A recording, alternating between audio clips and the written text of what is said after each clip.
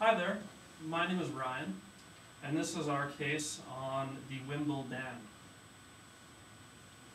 So I'm going to talk about some of the strategic options that were presented in the case. And in terms of the strategy, Busn used a few bases of competitive strategy. Some of their price-based strategies, they priced a lot of their products fairly low in the market because a lot of the consumers in the European market would choose the products that were not necessarily the most expensive, some of the cheaper products. They weren't always the most brand loyal customers. Also, in terms of broad differentiation, Busn, they tried to capture most of the market. They tried several different products, juices, waters, dairy, even the beer market for a little while. In terms of their strategy direction, diversification, like I mentioned, they chose quite a wide variety of products. In terms of methods for pursuing strategies, a lot of acquisitions and mergers were the case. They tried to acquire some of the larger juice companies that they thought would align with their strategy, and a few of the dairy companies as well. So like Ryan said, the methods to pursue their strategy focus mainly on mergers and acquisitions of other companies. They chose their acquisition targets by looking at the resource base surrounding those companies, as well as their access to local markets and the technical capacity and product specialization of the dairy. So they wanted to look at what they would have to do to modernize the production capabilities and see if it was worthwhile. As well, they focused on obtaining new capabilities and looked at what the speed of entry would be. Benchmark it divided into internal, external. In the internal part, Busn focused on the profit. It goes down during the 2003 to 2005.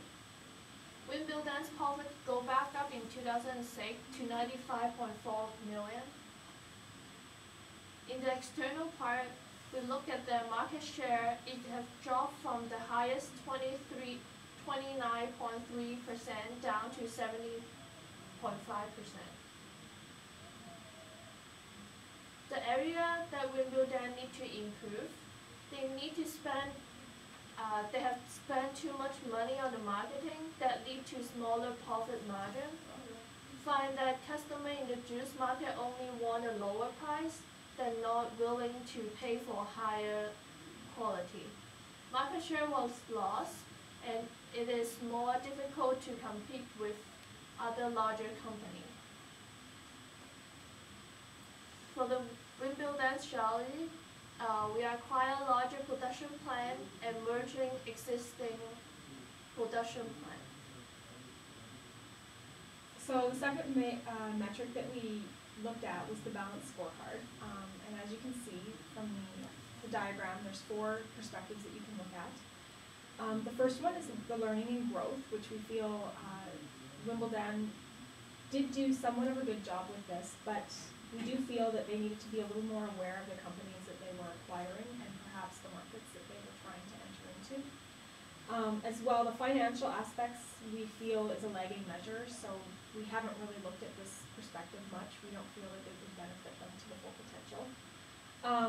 The next one is customer, and we think that they could benefit from doing a little bit more research on perhaps upcoming trends with customers and learning what they want and need. And the last one is the internal business process. We also feel that this perspective is being carried out quite well at this moment. The areas that we do feel they would need improvement in is that they need to find a way to stay current with customer trends, as I said earlier. They need to consolidate their focus of core competencies.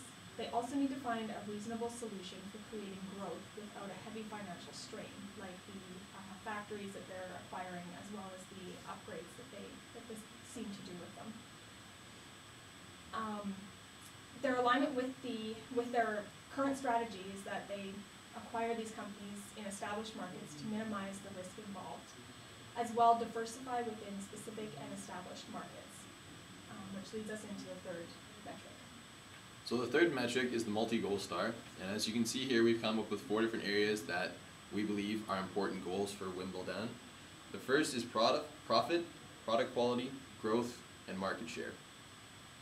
So of those, the areas that we felt needed the most improvement was profit, and you can see in the diagram that it was only at about 50%, because we feel that a lot of the risks that they've taken have given them areas where they have smaller profit margins, and that's resulted in a reduced profit for them.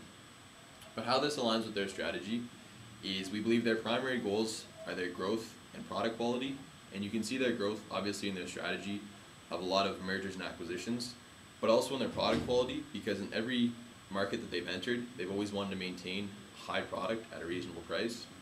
And their secondary goal is market share, and while we do feel that they're excelling in market share, there are a lot of industries that they are starting to fall behind in, and that they could look at maybe increasing what they have in those areas through benchmarking. So in conclusion, we feel that by implementing these three metrics, it'll help Wimbledon develop a long-term strategy. It'll also create a stronger organizational culture with more direct focus. So they won't be going into some of those industries where they just see a sudden spike in consumer trends and decide to jump in it without really researching. And what it'll also do is create an established presence in core markets while allowing them to venture into new markets with greater opportunities for success. So essentially what we feel is that if they can follow these three metrics, it'll give them a better long-term strategy and prevent the company from going through these periods of reduced profit. Thank you very much.